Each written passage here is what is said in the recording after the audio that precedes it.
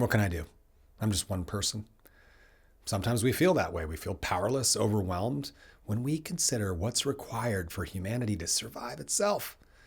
Saving our habitat, overcoming prejudice, eradicating poverty, escaping this tidal wave of false information while just managing the limited time and resources we have in a day. It doesn't seem possible.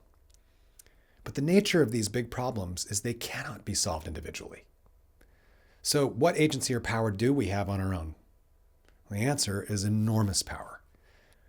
It helps to remember that these big conflicts, they replicate themselves within each of us because they transcend political parties or theories of government.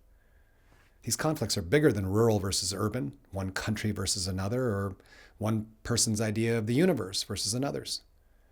The conflict that we face as a species is singular. Materialism versus human values. Or put more simply, me versus us. And this is a conflict that repeats itself in every arena in which we find disagreement. And the conflict is unavoidable as long as we're alive. Because living in a material dimension made of space-time requires following our personal desires to survive, to thrive. We're going to be overwhelmed by that sometimes. This is represented by the story of Adam, Eve, and the apple.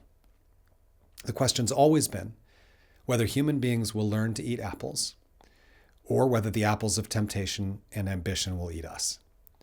So our trial, our test, is one of self-restraint, self-correction, our capacity to discern between that which we must let go and that we must face with all our strength, with all our courage. So within each of our fields of talent and expertise, we may demonstrate human culture in the unique way that only each of us can. Just in case, this is not a sales pitch for positive thinking, as a way to shirk responsibility for participating in a clearly rigged system. This is about infusing real political action with the human content for which it exists in the first place, recognizing that everything's political, in the sense that all things require balance, some understanding, harmony, equity in order to create peace. And that attaining peace, freedom from suffering, is an ongoing practice. As soon as the practice stops, so with it goes the peace, inwardly and outwardly. So embodying human values, that's the practice, not just with an intention to be an example, but for ourselves, especially when such enormous mechanisms have been designed to strip us of our humanity. We should prioritize it. We have to take it back. When they go low, we have to go high. Prioritizing humanity over material profit, over a feeling of, I'm better than you. We all need money to eat, but there's no price ever worth a human soul. This is the advice of every great teaching since the dawn of time. So we're well advised to not underestimate the impact of putting it into practice. The influence that we have on each other is undeniable, immeasurable, and constant. Human beings are unique in this regard that we learn everything from one another, whether we want to or not. Human values or materialism, we have to choose which we teach each other, for we cannot serve two masters. For the next 6 weeks, I'm going to share 6 short talks under the banner of the Survivor's Guide to Earth in 6 Steps.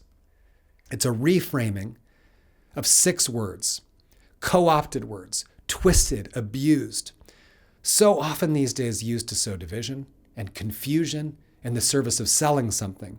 6 words whose true purpose and meaning is priceless. Words that are anything but divisive and speak to principles that transcend any differences and in fact describe our shared mission. So we should reclaim these words in honor of ourselves. These definitions, they're meant to open doors, not close them. So if they speak to you, answer back. If you feel compelled, write down some thoughts, film something, sing something, record your own definition. Take any action that speaks to what these ideas mean to you. There is something powerful about discovering what shows up in a moment of inspiration and taking an action to engage with that and bearing witness to the results. When we give ourselves what we each need, we give the world what it must also need. See you next week. with the first word of 6.